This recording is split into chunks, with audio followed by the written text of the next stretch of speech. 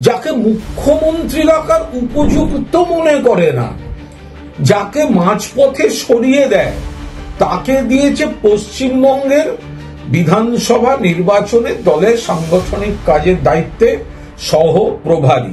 মানুষ অন্য রাজ্য থেকে যাদের সরায় তাদেরকে এখানে নামকা বাস্তে পাঠাচ্ছে। এখান থেকেও আমরা সব মিলিয়ে মানুষ তাদের রায় একেবারে বান্ডিল এক্সপোর্ট। মাঝপথে যাকে মুখ্যমন্ত্রীর থেকে সরিয়ে দিতে হয় তাকে পাঠিয়েছে পশ্চিমবঙ্গে। কি বলবেন বলুন? তৃণমূল কংগ্রেসের যে কর্মীরা যেতেন তাদের মারধর করলে রীতিমতো অ্যাওয়ার্ড দেওয়া হতো। দেখিয়েছে তো বিপ্লব দেবের সরকার। তারপর তো তাদের দলের মধ্যেই গোষ্ঠীদ্বন্দ্ব। পশ্চিমবঙ্গে বিধানসভা নির্বাচন যা আসছে তাতে সহ প্রভারী, ওদের সব কি সব এসব টার্ম আছে না, সহ প্রভারী মোটা কথা একটা দায়িত্বের ডেপুটি। তো বিজেপির তরফ থেকে করা হয়েছে ত্রিপুরার প্রাক্তন মুখ্যমন্ত্রী বিপ্লব দেবকে। তো একদম পরিষ্কার কথা যে ত্রিপুরা ভীষণ সুন্দর রাজ্য, মিষ্টি রাজ্য, কিন্তু ছোট্ট রাজ্য। আমাদের 1.5-2খানা বড় জেলা মিলিয়ে একটা ওদের রাজ্য।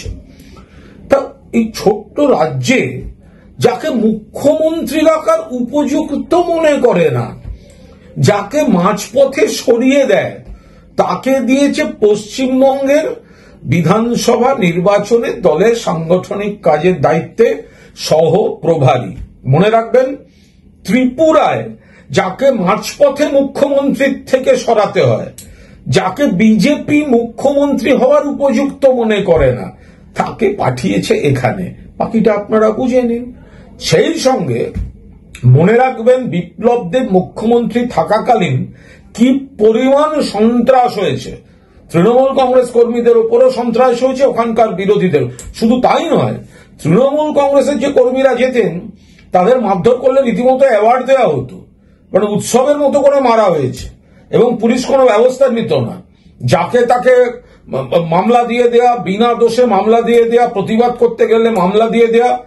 এই ফ্যাসিস্ট চেহারাটা দেখিয়েছে তো বিপ্লব দেবের সরকার।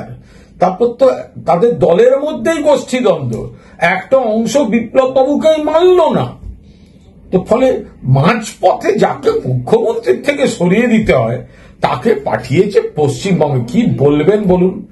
ফলে সিদ্ধান্ত নিন যে এই বিজেপির তো এই চেহারা, এদের মানুষ অন্য রাজ্য থেকে যাদের সরায় তাদেরকে এখানে নামকা বাস্তে পাঠাচ্ছে। এখান থেকেও আমরা সব মিলিয়ে মানুষ তাদের রায় একেবারে বান্ডিল এক্সপোর্ট।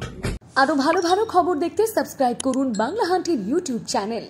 বাংলা হান্টের আরো খবর দেখতে নজর রাখুন। বাংলা খবর মানেই বাংলা হান্ট।